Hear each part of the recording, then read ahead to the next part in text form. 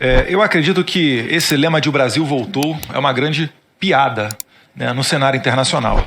Eu começo aqui falando da questão de Israel. Lamento que Vossa Excelência tenha usado a palavra extremista apenas para se dirigir a Israel e não para se dirigir ao grupo terrorista que decapitou bebês, tocou fogo em mulheres vivas e até hoje detém reféns. Também lamento, né, o posicionamento do Brasil de ter votado contra, na OMS, a liberação de reféns. Eu não consigo entender por qual motivo, em uma simples votação, o Brasil não consegue se colocar a favor de reféns. Eu posso estender, sem problema nenhum, o tempo do ministro, com a concordância de todos. Então, por favor. Não, por favor. Pois não, eu queria só dizer, respondendo rapidamente, topicamente, algumas das questões. A questão da resolução da OMS, o Brasil não votou a favor da resolução, não votou a favor de uma proposta de modificação, um projeto de alteração de Israel que incluía questões relativas ao problema entre o Hamas e Israel. Não é o local, e a Organização Mundial da Saúde é específico para tratar de temas da saúde. Seria politizar a questão, e o Brasil não foi o único. Muitos votaram dessa forma. Portanto, nós aprovamos a resolução da Organização Mundial de Saúde, mas a emenda de Israel, que ia politizar uma questão específica, porque é uma organização que trata da saúde, ia introduzir um elemento político na discussão e que iria, obviamente, complicar a implementação das medidas tão importantes. E nós sabemos que, se quisermos acabar com a hipocrisia e realmente ter uma solução de 2 estados ali naquela região, isso passa pela neutralização e eliminação de grupos terroristas como o Hamas e a Jihad Islâmica. Não vai ser mandando dinheiro. Nós já vimos na história, ministro, Lula mandou dinheiro durante seu segundo mandato. A União Europeia, por diversas vezes, líderes enviam dinheiro para a faixa de Gaza. E esse dinheiro não é revertido para o bem da população. Até mesmo canos que foram enviados para fazer perfurações de poços para ter água na faixa de Gaza, o Hamas transforma aquilo dali em mísseis. E eu não vejo a comunidade internacional, né, ou melhor dizendo, líderes normalmente associados à esquerda, criticar esse tipo de coisa. Com relação à solução de 2 estados, eu gostaria de dizer a Vossa Excelência que o Brasil defende totalmente, e nisso temos uma posição coincidente com vários outros países, vários outros estados.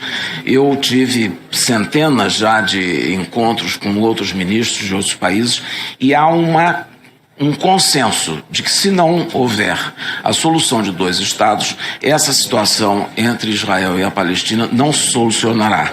A solução de 2 estados está ficando cada dia mais difícil, porque se o senhor olhar um mapa da Palestina, da Cisjordânia, os assentamentos são inúmeros e são ao longo de muito tempo. Já temos começaram um pouco depois de 67 e está se transformando numa situação irreversível, porque são verdadeiras cidades que não vão mais ser destruídas. É uma situação muito complexa, vai ser um dos pontos mais complexos para serem solucionados, encontrando-se uma solução, uma proposta que leve à convivência dos 2 países, dos 2 estados e das 2 populações. Vossa Excelência mesmo se referiu à questão dos árabes, que são israelenses, cidadãos israelenses de origem árabe e palestina. São cidadãos totais que querem ser cidadãos totais. Há muitas iniciativas para transformar Israel, iniciativas políticas, o senhor sabe muito bem, para transformar num Estado judeu. Aí os árabes não teriam cidadania, seriam apátridas dentro do seu próprio país, mas são cidadãos ativos e que têm direito a exercer todos os seus direitos. A questão é que é uma guerra entre um exército estabelecido e forte e bem preparado contra uma organização que tem um braço armado. E isso é que faz a questão da desproporcionalidade, porque seja por que razão for, o que acontece neste momento é que já há, não tenho os últimos números, mas há 10 dias atrás eram 38 mil mortos. É uma coisa, é desproporcional, sem dúvida nenhuma. Se o senhor comparar com o número de mortes na Ucrânia, no conflito da Ucrânia, onde são 2 exércitos formais, 2 países e 2 exércitos fortes. O número é menor, ou está perto disso, quer dizer, e se for ver proporcionalmente a posição dos dois a população dos dois países, é um grande desequilíbrio. Mas é uma realidade que você tem que lidar. Quer dizer, que seja como for, é uma situação em que um exército formal de um país está atacando e destruindo. O senhor disse que não deixam sair do apartamento e tal. Eu acho que nem tem mais apartamento. Não tem mais nada. Pelas fotografias que se vê, não há mais nada de pé.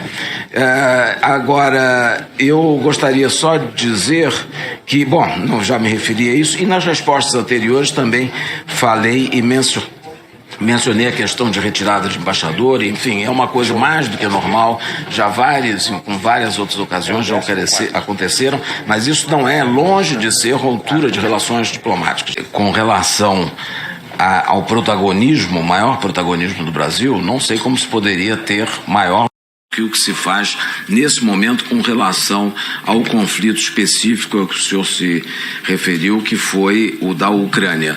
Nós, e nisso um pouco respondo também às menções do deputado Eduardo Bolsonaro, porque o presidente recebeu o presidente Zelensky à margem da Assembleia Geral das Nações Unidas ano passado, em Nova York. Eu estava presente, assisti, e eu já me reuni.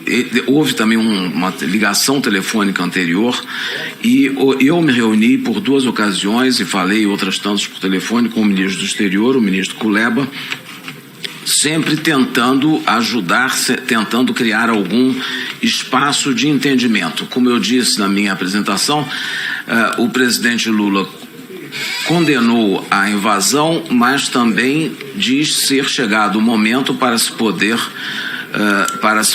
então sentar e começar uma negociação, um espaço de conversas.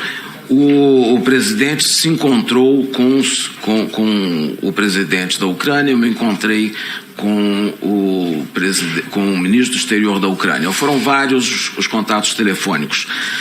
Fazemos, evidentemente, o que está ao nosso alcance e o que o espaço diplomático também permite.